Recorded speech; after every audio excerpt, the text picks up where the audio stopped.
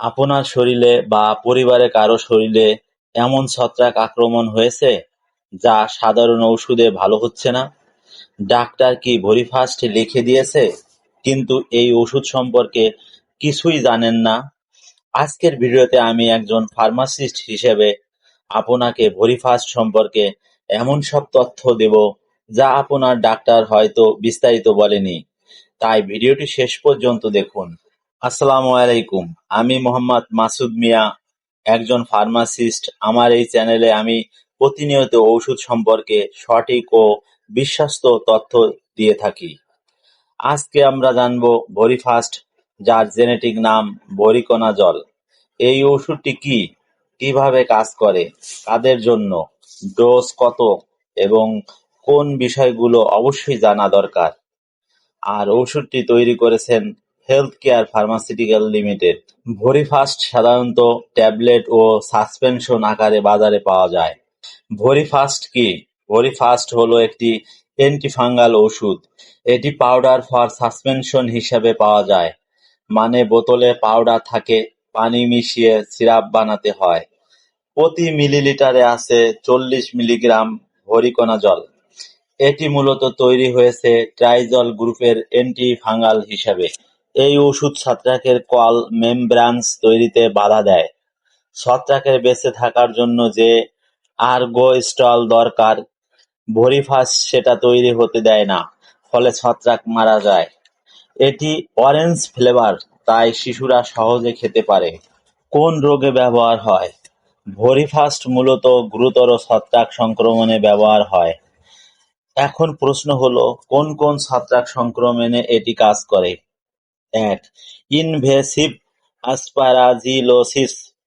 এটি ফুসফুসের গভীর ছত্রাক সংক্রমণ, বিশেষ করে যাদের রোগ প্রতিরোধ ক্ষমতা কম, যেমন ক্যান্সার রোগী, ট্রান্সপ্লান্ট রোগী, তাদের এই সংক্রমণ বেশি হয়। ২. ক্যান্ডিডিমিয়া। রক্তের ক্যান্ডিডিয়া ছত্রাক সংক্রমণ। এটি অত্যন্ত বিপজ্জনক এবং দ্রুত চিকিৎসা না করলে জীবননাশী হতে পারে। ৩. অ্যাসফজাল ক্যান্ডিডিয়াসি। গলা ও খাদ্যনালী ছত্রাক সংক্রমণ, সাধারণত এইচআইভি রোগী বা দীর্ঘদিন স্টেরয়েড খাওয়া রোগীদের হয়। ৪. সেডিওস্পোরিওসিস ও ফুসারিওসিস। এগুলো বিরল কিন্তু মারাত্মক ছত্রাক সংক্রমণ যা অন্য অ্যান্টিসেপটিক এ কাজ করে না।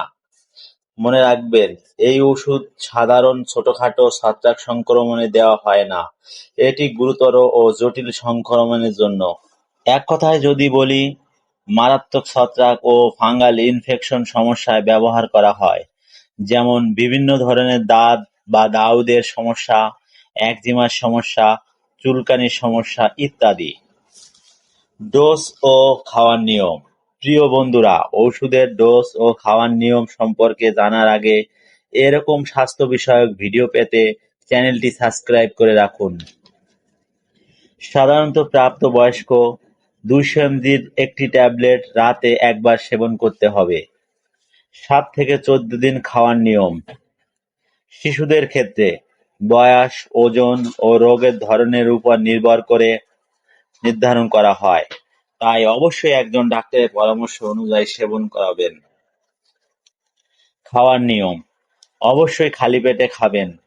খাবারের কমপক্ষে 1 ঘন্টা আগে বা খাবারের 2 ঘন্টা পরে, কারণ খাবারের সাথে খেলে এই ওষুধের শোষণ 34% কমে যায়। সিরাপ তৈরির নিয়ম: বোতলে নির্দিষ্ট পরিমাণ পানি দিয়ে ভালোভাবে ঝাঁকিয়ে নিন।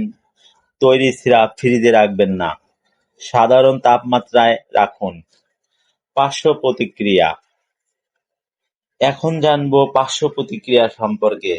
এই ওষুধের কিছু গুরুত্বপূর্ণ পার্শ্ব প্রতিক্রিয়া আছে যা অবশ্যই জানা জরুরি। চোখের সমস্যা, দৃষ্টি ঝাপসা হওয়া, আলোর প্রতি সংবেদনশীলতা বাড়ায়। ত্বকের সমস্যা, র্যাশ, চুলকানি, রোদে ত্বক বেশি পুড়ে যাওয়া। লিভারের সমস্যা, লিভার এনজাইম বেড়ে যেতে পারে। এছাড়া বমি বমি ভাব, মাথা ব্যথা, জ্বর হতে পারে। গুরুতর পার্শ্ব প্রতিক্রিয়া: হার্টের ছন্দের পরিবর্তন, তাই হার্টের রোগীদের সতর্কতার সাথে দিতে হবে। সতর্কতা ও কে খাবেন না।